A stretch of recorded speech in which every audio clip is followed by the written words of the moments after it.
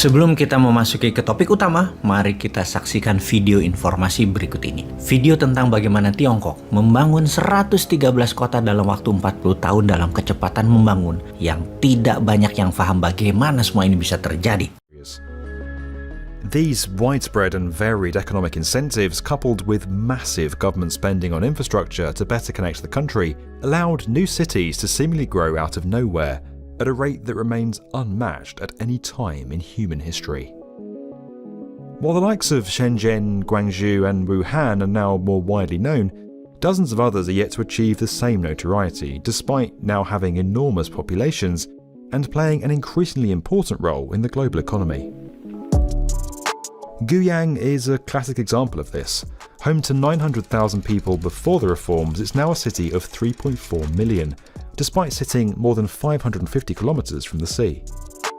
Lacking the easy access to global markets that coastal cities enjoy, Guiyang's economy transformed from one centered around machine manufacturing and mining to services, with an emphasis on computing and big data. Foxconn, Microsoft and Huawei all now run offices in the city. Despite now boasting a modern skyline, Guiyang has retained many historical sites, including the Qingyan ancient town and Jiaxiu Pavilion, which have contributed to a growing tourism base. Though still small for China, the city opened its first metro line in 2017 and has 2 more already under construction. A network of 8 is planned in total. Heading to the east coast, Wuxi forms part of the Yangtze Delta megalopolis that's now home to over 75 million people. Nestled between Shanghai and Nanjing, the city's gone from 850,000 residents in 1985 to 3.3 million today. That's bigger than Athens. When the Wuxi New District was created in 1992, it began to turn the city into one of China's major industrial parks and a centre for scientific and industrial innovation. The likes of Siemens, Hitachi, Volvo and AstraZeneca are now all based there. This abundance of multinationals has transformed the skyline, and 21 skyscrapers have been built since 2005.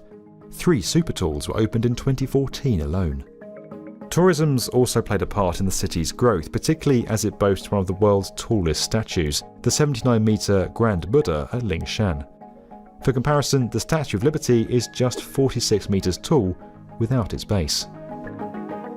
From a city of just 500,000 people in 1984, Ningbo, also on China's east coast, is now the same size as Rome and Montreal, with a population of 4.2 million.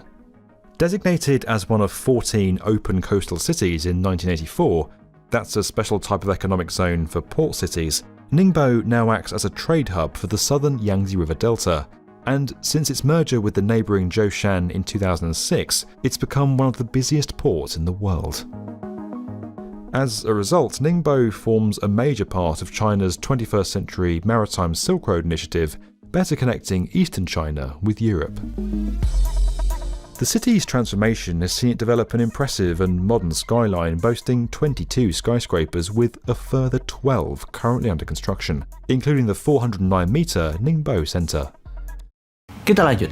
Dalam 40 tahun sejak awal tahun 80-an, 1980 hingga saat ini, 113 kota di Tiongkok didirikan membangun tempat tinggal perumahan kondo apartemen untuk 740 juta penduduk atau hampir 25 miliar meter persegi bangunan. Mereka membangun 270.000 kilometer jalan raya dan anak jalannya, membangun 87.000 kilometer rel kereta api biasa, dan membangun 25.000 kilometer rel kereta api cepat, 20 pembangkit listrik tenaga nuklir, 55 power plant berbasis batu bara, solar, dan lain sebagainya, dengan total 250 megawatt listrik beserta jaringan transmisi ke seluruh Tiongkok, membangun 17 bendungan dan jalur irigasi, dan berbagai pembangunan lainnya dengan nilai investasi mendekati angka 50 triliun dolar jika diakumulasi nilai tersebut dalam 40 tahun, atau senilai hampir 400 kali APBN Indonesia yang hanya 130 bilion billion dolar. Dari mana uang Tiongkok bisa segitu banyak? Adakah yang memberikan Tiongkok pinjaman? Atau dari dagang? Atau dari modal 10 jual 15 untung 50%? Jadi dengan 50 triliun dolar tersebut yang buat membangun Tiongkok harus punya omset atau harus punya revenue 150 triliun dolar selama 40 tahun. Alias Tiongkok untung dagangnya 1 triliun dolar berturut-turut tiap tahun selama 40 tahun. Oke, mungkin aja. Tapi siapa yang beli? Emang ada yang beli dengan nilai segitu besar? Sewaktu awal tahun 80-an, Tiongkok menghasilkan apa? Kalau 10 tahun terakhir mungkin dagangannya untung 1 triliun dolar, surplus per tahunnya mungkin. Di tahun 80-an, di tahun 90-an, di tahun 2000. Bagaimana Tiongkok membangunnya? Jadi pertanyaan sekali lagi, bagaimana cara Tiongkok membangun semua itu di awalnya? Kita lihat ke Indonesia sekarang. Untuk membangun ibu kota baru, IKN, hanya sarana dan prasarananya saja perlu 1.000 triliun rupiah anggarannya. Kemudian perlu 10 tahun untuk membangun fisiknya. Untuk membuat Indonesia negara superpower di tahun 2045, ini lain lagi anggaran yang dibutuhkan. Bukan saja membangun ibu kota yang diperlukan, namun ribuan hal kita bangun bersama. Misalnya, membuat bendungan di utara Jakarta, membuat bendungan laut di utara Semarang, membuat jalur tol laut ke seluruh Indonesia, membuat jaringan kereta api sepanjang 30.000 km melingkari setiap pulau di Indonesia, membangun jalan non-tol seluruh Indonesia sepanjang 80.000 km baru dan memperbaiki yang lama, membangun sarana tinggal yang layak untuk 100 juta penduduk. Berikut sarana eco-living yang layak lainnya seperti sekolah, pasar, rumah sakit, sarana bermain, olahraga, dan lain sebagainya.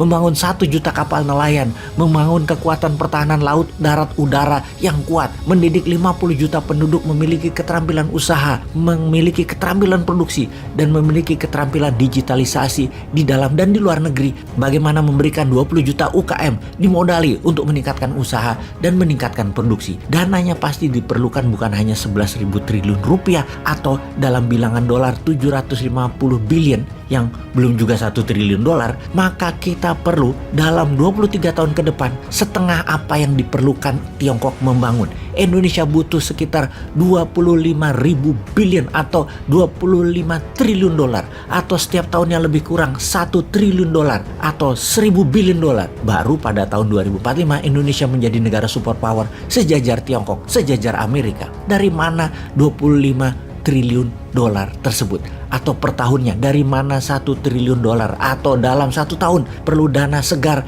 sebesar PDB Indonesia saat ini 16.000 triliun rupiah. Rumusnya sederhana. Jumlah uang beredar harus sama dengan jumlah atau nilai barang yang diproduksi. Jadi kita menengok sisi produksinya terlebih dahulu. Apa yang mau Indonesia bangun untuk membuat Indonesia menjadi negara superpower di tahun 2045, Indonesia emas, Indonesia 100 tahun merdeka. Kita hitung atau kita buat cost accountingnya terlebih dahulu. Kita rinci apa yang mau kita bangun, apa kebutuhan dasarnya, kebutuhan materinya, kebutuhan teknologinya, kebutuhan alat dukungnya, kebutuhan keterampilan SDM-nya. Kita mulai dari yang Indonesia bisa 100% dan bahan bakunya 100% Indonesia bisa dan 100% Indonesia punya. Maka membangun 20 juta rumah tinggal, 80.000 kilometer jalan raya, jembatan, dan lain sebagainya, sarana tinggal seperti sekolah, kampus, rumah sakit, pasar, kapal nelayan, pertanian, perkebunan, pupuk, dan penunjang lainnya, 100% Indonesia bisa. Kita bisa mulai dulu segera. Bagaimana kalau tahun 2023, tahun 2024 ini dulu kita bangun, yang kemudian bertahap apa yang akan kita bangun demi Indonesia menjadi negara superpower. Kita siapkan apa yang kita tidak ada unsur importnya untuk kita bangun segera.